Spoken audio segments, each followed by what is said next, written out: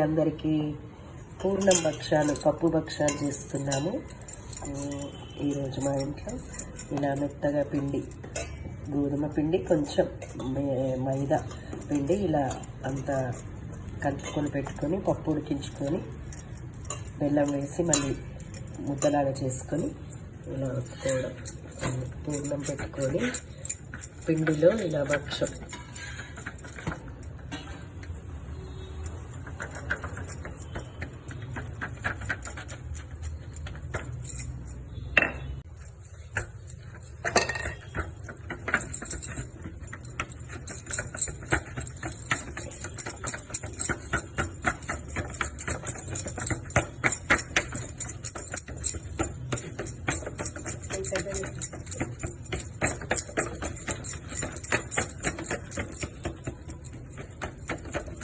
ఇలా మంచిగా పలుసగా ఒత్తుకొని పెనం పైన వేసి దంచుకోవడమే.